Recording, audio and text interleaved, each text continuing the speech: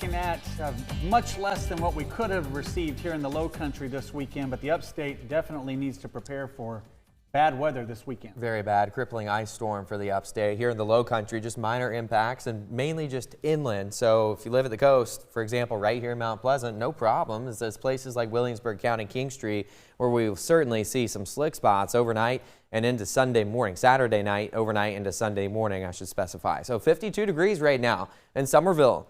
Today, actually really nice. Yesterday, what a beautiful day. The sun was out. Temperatures made it to the low 70s. And actually more of the same today, although a bit more cloud cover and a chance for rain. Just a few stray showers, though. I'll show you that here in a second. We're right at 50 in King Street, 54, meanwhile, in Mount Pleasant. So a mild start, a mild finish. I mean, look at these next several hours. Mid-50s, nearly 60 degrees by 10, 11 o'clock. Not too bad at all. We reached the mid to upper 60s today in North Charleston. Stray shower or two, but again, pretty limited in coverage, so not a huge deal. More of the same overnight. 41 is how we start out the day tomorrow. You only warm up by another 5-6 degrees at the most into the afternoon. And then, of course, our winter storm sets in as we get closer to that evening and into Sunday morning. This is what we've been focused on really closely here in the Carolinas. This is the kind of setup that is very challenging to forecast for many days in advance, but we absolutely have a really good idea and a handle on it now. High pressure to the north. Again, that cold air wants to work around it, right? But then you have the Appalachians right here. Cold air, it's heavy, it's dense, it sinks, and so can't get up and over the mountains. Instead, it's forced down to the south and west. As a result, you get cold air originally meant for up here surging down as far as North Georgia sometimes, which is exactly what we're expecting with this setup. But this area of high pressure, not in the perfect spot. It's a little bit farther off to the north, and it's backing away with time going into Sunday morning.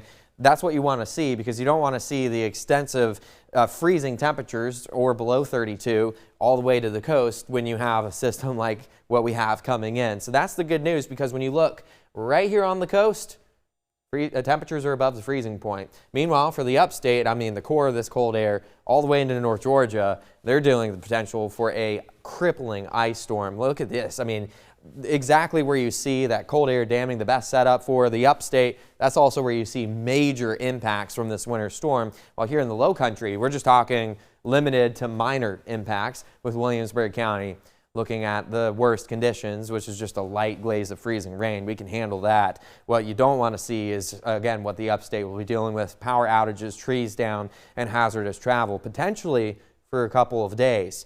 So let's time out our winter storm here, going hour by hour. This is later today, actually. Begins right over New Mexico into Texas, Oklahoma, Kansas, and then it moves off to the east with time.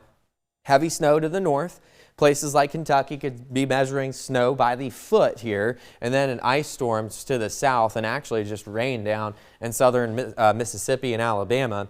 We're diving in a little closer to the low country overnight into Sunday morning. This is the time frame where a light glaze of freezing rain for our inland locations can be expected. So during this time frame, probably best to just avoid travel if you can. Some slick spots, the roads will be covered with a light glaze of freezing rain, the worst of it up in the upstate, even the Midlands. But again, a few slick spots going into Sunday morning. But here's the good news.